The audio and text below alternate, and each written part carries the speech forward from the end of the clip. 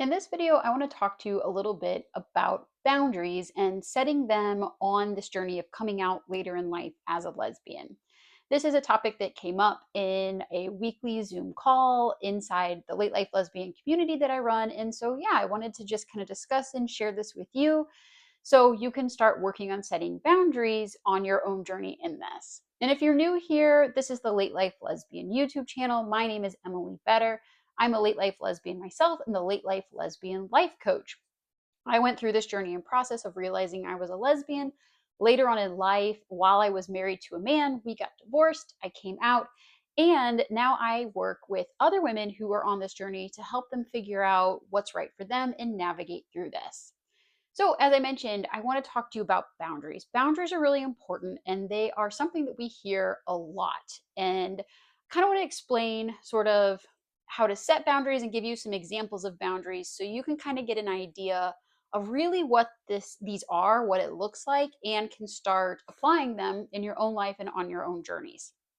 So the first thing I want to kind of go over is the difference between a request and a boundary. I think a lot of people get confused with this. A request is when you ask somebody to do something for you. If let's just say somebody's late all the time and you say, hey, it really stresses me out. Like when you're late, can you be on time? That is a request. You might be thinking that you're setting a boundary, but that's actually just a request that you're making of somebody else. And you can't actually enforce that in any way because the other person still has the choice to decide if they're going to show up on time or not. Sort of the same, I'll give you an example for coming out later in life. Let's just say you have shared with your male partner, that you're a lesbian, and let's just say he wants to talk about this in the evenings before bed, and you realize that's really draining on you. And you say, hey, can we not talk about this in the evenings before bed? It's really draining on me, and I, want that time to relax. Whatever it is.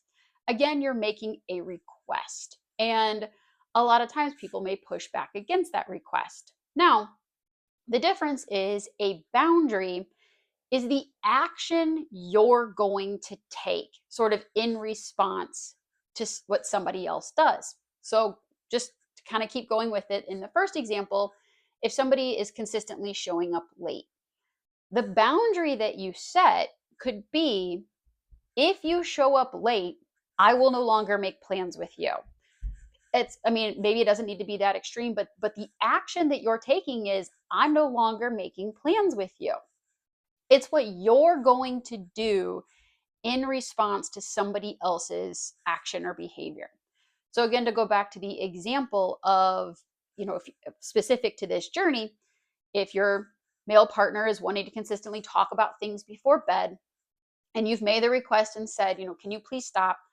Your boundary could be, I will not respond. Or if you bring this up, I will go in the other room and close the door and I will not engage until the morning. There's a difference between completely shutting somebody out. Some of these conversations are hard conversations that need to happen.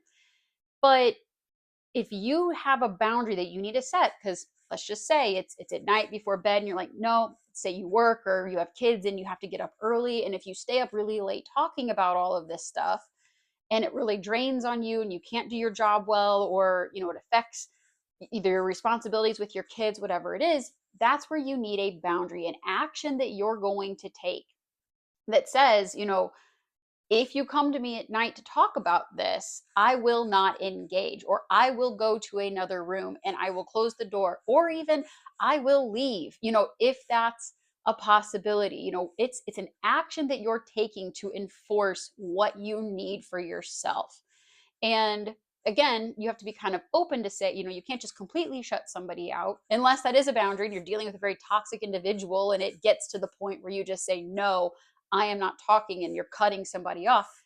That's a little different. But, in this journey, if you have a male partner, there's probably hard conversations that are going to need to happen.